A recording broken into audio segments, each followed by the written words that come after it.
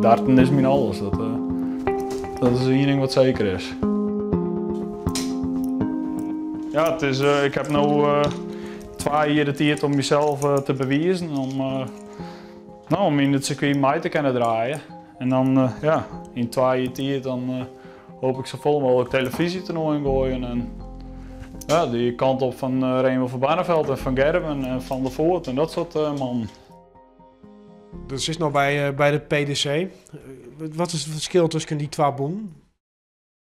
Nou, het eerste verschil is dat het prijsgeld is een heel groot verschil. 180.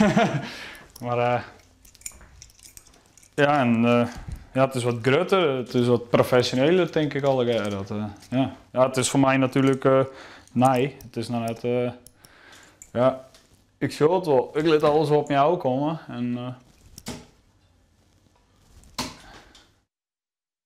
zo, dit is vanaf het begin is dat gesloten Fries. Weer word ik Fries kampioen in 2011. Dat is natuurlijk, ja, daar begon het al voor mij.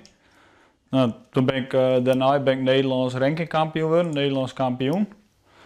Toen ben ik internationaal gaan gooien.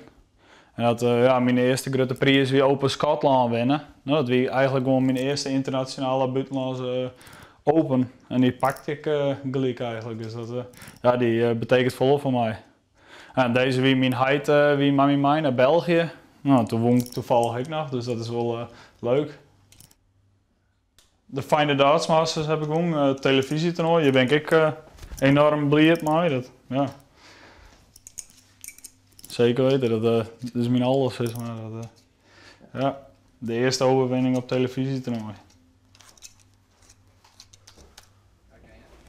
Is voor sterren van die man nog een motivatie om nou een goed trot te zetten? Ja, het is wel ja, iets wat me nou, dat wel leidt om het beste uit mezelf te halen. Dat zeker. Het is wel, nou, voor ze kwam te overlijden, hier ik de Fine Darts Masters nog won. Dus dat vind ik wel ja, nog iets moois dat ik haar heb kunnen laten zien in ieder geval. Danny Noppert had zijn baan op zijn. Hij is nu full prof. Dat betekent dat er een soort traint voor de mat. In zijn geval in de kroeg. Hij wordt erbij geholpen door reisgenoot en trainingsmaat Mats Gies.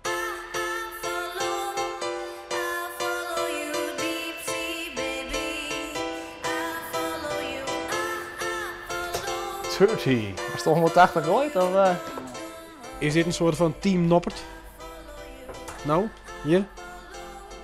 Ja, ja, absoluut. Ja, we hebben Q-School maar zien gehoord. We hebben maar zien op paar. En ja, we hebben wat vol aan elkaar gaan. Ingooien en dat soort dingen. Dus, ja. Hoe goed Danny is? Ja, Danny is gewoon een natuurtalent, een soepele worp had hij. Oh, dankjewel. Hij is in korte tijd een heel stuk beter geworden. Dus hij leert heel gauw van wedstrijden en van toernooien. Ja. Dat is nog zelfs ik mooi hè, voor een pad. Ja, dat klopt het. Ja, ik ben nou Danny mij een heel soort toernooien smieten dit jaar bij de PDC en Taco Mirek.